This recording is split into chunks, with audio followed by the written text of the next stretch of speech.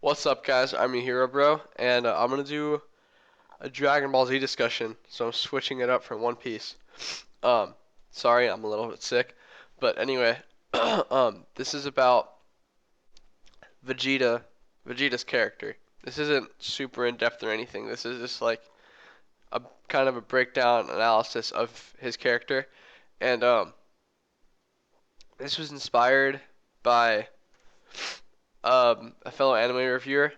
Link to his channel in the description, and a link to the stream where this came from also down in the description.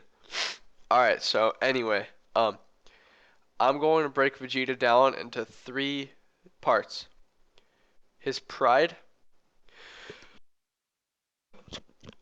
sorry, his pride, the inferiority complex that he has with Goku, and him swallowing his pride, and him fighting for others and fighting for the people that he loves.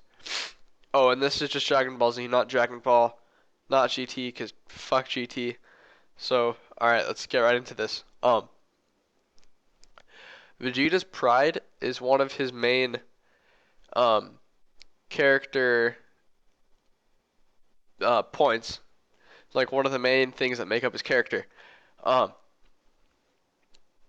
like for example, when he comes, when he's first introduced, he truly believes that he is the strongest person in the whole universe. Like no one is stronger than Vegeta. Like that's what he has in his mind because you have to understand with Vegeta, he was the Prince of Saiyans. He was always seen as above every. He always saw himself as above everyone else. Like like he was always so far like everyone just below him all the time. All the time. And then finally he met Goku. And Goku kind of showed him that you're the Prince of Saiyans, but there will always be stronger than you.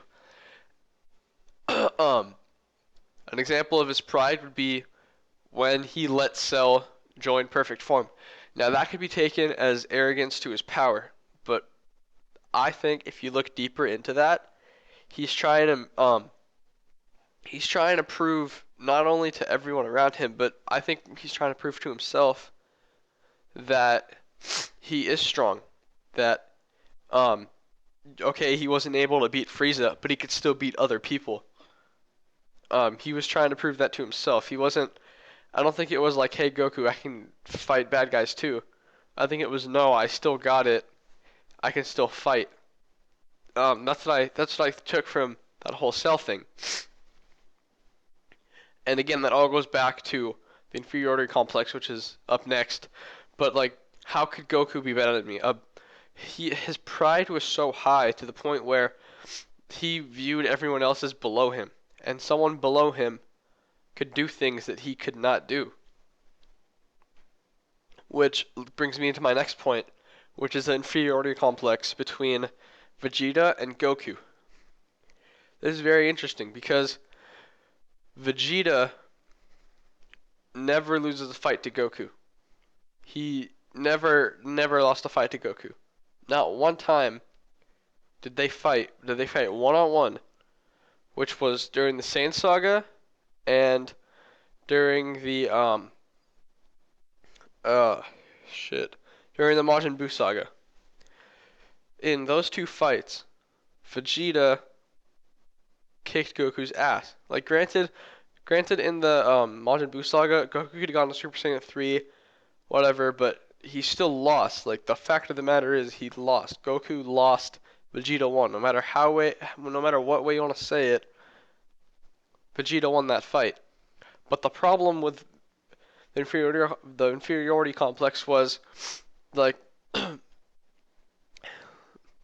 Vegeta always beat Goku, but Goku beat the people Vegeta could not beat. Against Frieza, um, Vegeta on this in the Saint Saga, without Krillin or without anyone, Vegeta beats Goku in that fight. Okay, understand that. Vegeta beats Goku. Now, In the Frieza saga, Vegeta stood no chance against against Frieza. No chance. But then Goku was able to beat him. And that messed with, that ate Vegeta up from the inside. How someone, again, it goes back to the pride, how someone below him could do things that he could not do. How he was the Prince of Saiyans, but a lowly Saiyan, a lowly in his eyes, could beat the people that he could not beat.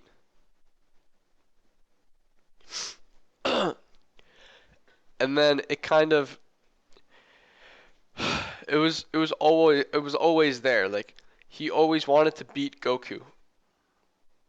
And he did beat Goku, but he could not beat the people Goku beat. He could not beat Frieza. He could not beat Cell. He could not beat Majin Buu. Well, Majin Buu, they kind of like did it together, but for like Frieza and Cell, he did not have a chance. I mean, he could have beaten Cell, but in perfect form Cell, he did not have a chance. Neither did Goku, but Goku put up a better fight than Vegeta did. Now, my next point is fighting for others, which Vegeta developed it over time. Because, for example, or not fighting for others, but also swallowing his pride, because a lot of this is swallowing his pride. In the Frieza saga, he tells Krillin to beat him up. Think about that. Now that sounds like, well, yeah, it's logical because he's a Saiyan. They get strong after they get beat up. But it's Krillin. He lets someone who's weaker than him attack him because Vegeta's pride would not allow him to be weaker than Frieza. To be weaker than Goku. He would not allow it. He was not having any of that. He did not like it, not one bit. He swallows his pride again in the Frieza saga, in the Namek saga, when he's lying on the ground and he tells Goku to beat Frieza. At that moment, that was the first time in Vegeta's life that we know of that he swallowed his pride, that he admitted defeat. Like, he knew there was no one going to stop Frieza unless it was Goku. That was the only person who was going to stop Frieza. There was no one else who stood close to a chance to stop Frieza. The next point is when Trunks dies in front of Vegeta. When future Trunks dies in front of Vegeta, Vegeta loses it. Like, you have to understand, Vegeta has always fought for himself. He's always been so selfish. And then all of a sudden, he sees at first he's like, "Oh, it's my son. I don't care." And then as soon as it's kind of like you don't know what you have until it's gone. Vegeta had Trunks, and then all of a sudden, boom! Snap the fingers. Trunks is gone. Trunks is dead. Right before his eyes. Vegeta just, something went off and Vegeta snapped, attacked. Like, Vegeta just went at Cell. Again, that goes back to the inferiority complex. Vegeta could not beat Cell. Goku could beat Cell. Again, Vegeta is above Goku. Think of it as like a triangle. Vegeta is stronger than Goku, but Goku is stronger than the villains, and the villains are stronger than Vegeta. Alright? Now, next. I think Vegeta's main, like, character progression, this gave him an A+ in my book. This cemented his legacy as one of the greatest characters that I've ever heard of, and like throughout pretty much everything. He's just one of the best, like regarded as one of the best. His sacrifice against Majin Buu. Piccolo himself states that for the first time in his life, Vegeta's fighting for someone other than himself. Vegeta realized at that moment that it was down to him. Everyone he loved was going to die. Like, Bulma was going to die. Trunks was going to die. Even Goku was going to die. Vegeta loved Goku. Vegeta and Goku have, like, Goku's always wanted to be his friend. Vegeta was kind of Goku's friend, but like at the same time he didn't want to be. Okay, that's a little bit off topic, but that sacrifice against Majin Buu, like he got Trunks, he had to knock out Trunks and Goten, so they didn't see him do something stupid because he knew that he was going to die. He knew that there was no walking out of that fight. Like once you go in, you're done.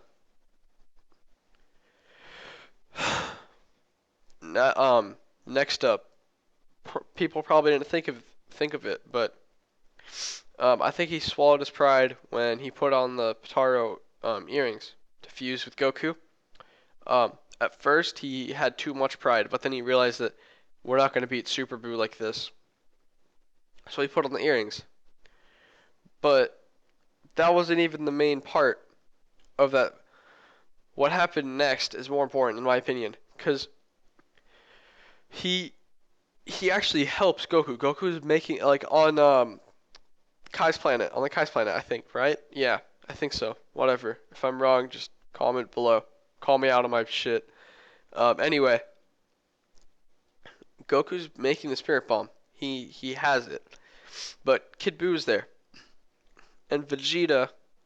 Okay, Vegeta, no. I think everyone knows at that point. Everyone who's there at the Kai's planet knows, like, Vegeta does not have anything remotely close to a chance. Like, there's nothing Vegeta can do to beat Kid Buu. Zero chance. Zero. But he got in there and he took a beating. He took a beating not only for Goku swallowing his pride, but think about it. The planet in the Saiyan saga, the very planet that he wanted to destroy, the very planet that when he was a child he used to spit on because they were so-called Earthlings. They were below him. They were inferior. He was willing to die for. He was fighting Kid Buu in order for Goku to save Earth. And that was a huge character progression point with Vegeta. The last and the next and final point is when he finally admits that Goku is better than him. Because I think here he finally realized that no matter what Vegeta does, Goku will always be above him. Goku, like, it's not even natural ability, it's just fighting for others that made him so strong. And I think Vegeta finally realized that. Um, and he, like, Goku defended the entire planet Earth. Like, granted, Vegeta helped, but it was Goku who did that. Like, Vegeta, like, I think at that moment, what was going through Vegeta's mind was probably along the lines of, look at all the good things Goku's done, and look at all the bad things that I've done. All I've done is kill people my whole life. And then you looked at Goku, and Goku's kind of, they're both polar opposites, yet the same, which goes back to the inferiority complex. They're the same person, portrayed in two different ways. They're the same person, two different ways. So, I'm going to wrap that up right here. Please comment, rate, subscribe, leave your thoughts in the comment section below, and I'll see you later. Bye.